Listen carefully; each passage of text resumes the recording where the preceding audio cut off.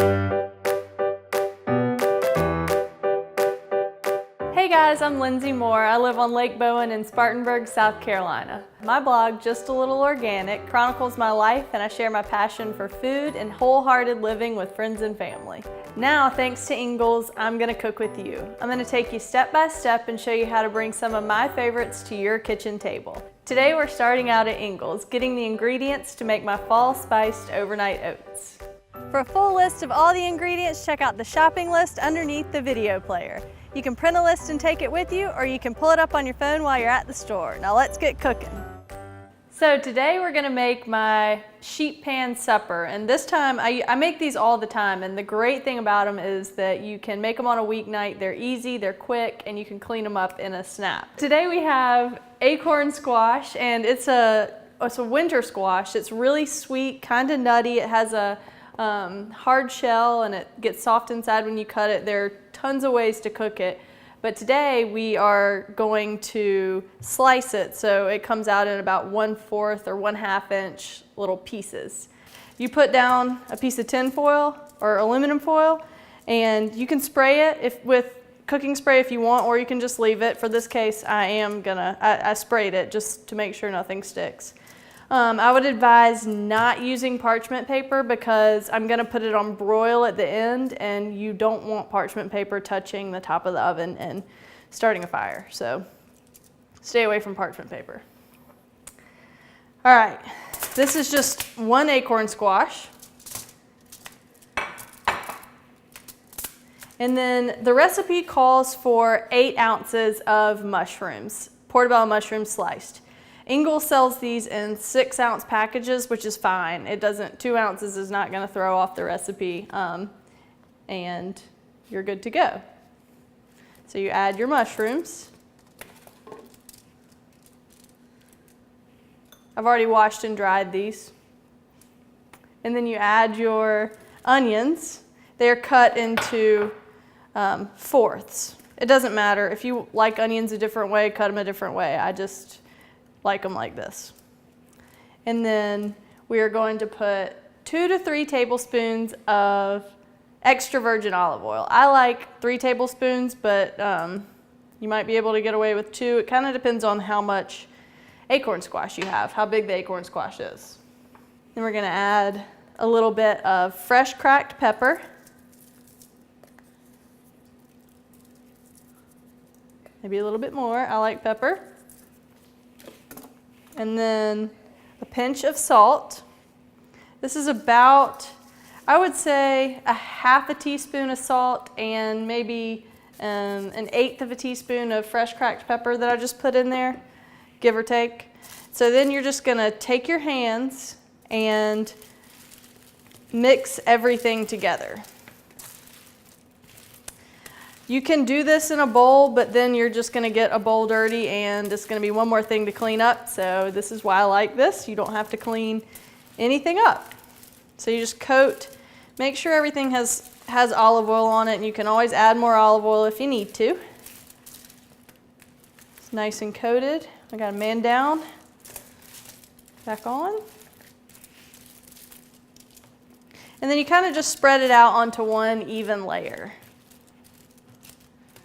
As even as it can be. So now we're gonna add our chicken sausage. And one of my favorite things about this chicken sausage is that it's 70% less fat, and it also has less sodium than regular pork sausage. And it tastes good. It's sweet and savory, and it's a really good complement to the acorn squash. So it's pre-cooked. But it heats up really nicely on top of the rest of the stuff. So you can just plop them wherever they go. And now we're gonna put this whole thing in the oven for 18 minutes. It's on 475, and we'll come back in a minute.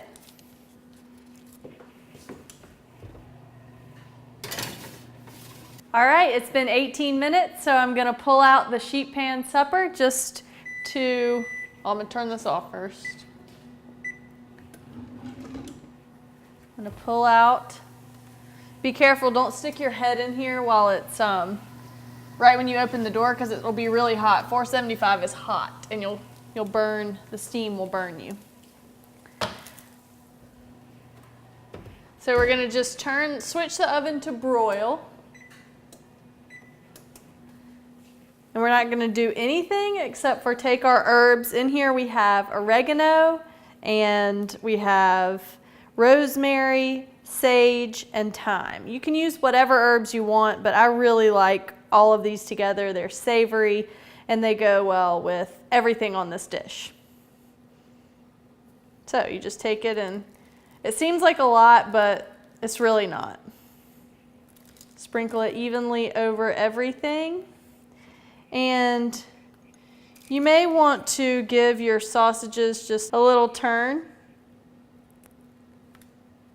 so they can broil on the other side. And then if you want, you can skip this step, but I really like Parmesan. It adds a little bit of saltiness. And I like to grate my own Parmesan. You can get it pre-grated, but it just is so much more fresh if you grate it yourself. You just sprinkle it evenly over your nice sheet pan supper.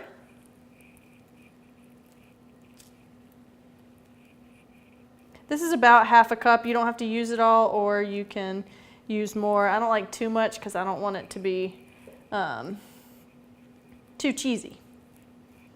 All right, so that's good. And then we'll pop it back in the oven for just maybe 2 to 3 minutes. You just want to get a nice, you want the cheese to get brown. So here we go.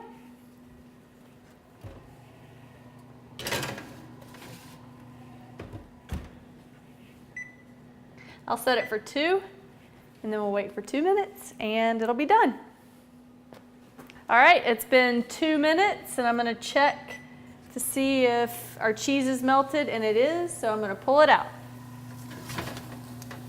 It smells so good. The herbs just are, the aroma is savory. But the surprise is that it'll be sweet too with the onions and the acorn squash. It's just a full rounded meal, gluten-free actually. These sausages are gluten-free, and healthy meal for the weeknight. We're all out of time for today, but I want to thank you for joining us here at the Ingles table. Remember, you can find this recipe, videos, photos, and more on the website at inglestable.com. Until next time, I'll see you online.